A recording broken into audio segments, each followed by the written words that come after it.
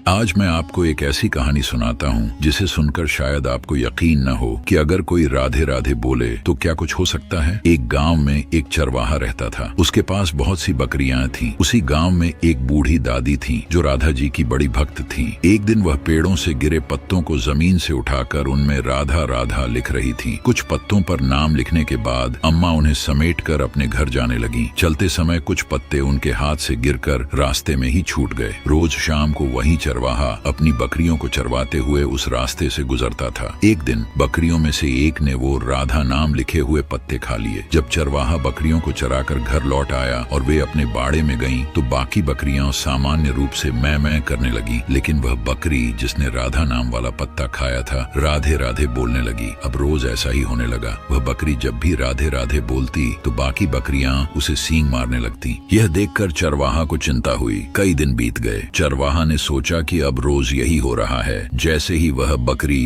राधे राधे बोलती है, बाकी बकरियां उसे मारने दौड़ती हैं। थक हार कर एक दिन चरवाहा ने उस बकरी को जंगल में छोड़ दिया। उसी जंगल में एक व्यक्ति की नजर उस बकरी पर पड़ी। उसने बकरी को पकड़ लिया और एक किसान को बेच दिया। किसान को इस बात से कोई फर्क नहीं पड़ा कि बकरी मैं करती है या राधे राधे। धीरे धीरे किसान ने देखा कि जब से वह बकरी राधे राधे बोलने लगी है, तब से उसका दूध बहुत मीठा हो गया है। अब गांव के बहुत सारे लोग उस बकरी के दूध के लिए लाइन लगाने लगे। एक दिन गांव से एक धनवान सेठ गुजर रहा था। उसने देखा कि एक बकरी राधे राधे बोल रही है और लोग उसके दूध के लिए खड़े हैं। सेठ ने कहा, इतनी भीड़ क्यों है, जरा मुझे भी ये दूध दीजिए। जैसे ही सेठ ने दूध पिया, वह चौंक गया। उसने कहा, मैंने आज तक इतना मीठा दूध नहीं पिया। किसान बोला, ये सब मेरी बकरी का चमत्कार है। ये सारा दिन सिर्फ राधे राधे जपती रहती है। संयोग से उन दिनों सेठ की पत्नी बहुत बीमार थी। कई हकीमों को दिखाया, लेकिन कोई लाभ नहीं हुआ। आखिर में एक ज्योतिषी को बुलाया गया। ज्योतिषी ने कहा, अब इन्हें केवल भगवान ही ठीक कर सकते हैं। आप राधे राधे का जाप कीजिए। सेठ सोचने लगा, अगर मैं यहाँ बैठकर जाप करूंगा तो मेरा व्यापार कौन देखेगा। उसे अचानक उस बकरी की याद आई। सेठ ने किसान से बकरी खरीद ली और अपने घर ले आया। अगले दिन से वह बकरी सेठ की पत्नी के पास बैठकर लगातार राधे राधे बोलने लगी। उसके दूध और राधा नाम के प्रभाव से सेठ की पत्नी बिल्कुल ठीक हो गई। दोस्तों, इस कहानी को अगर ध्यान से समझा जाए तो इसका निष्कर्ष ये निकलता है,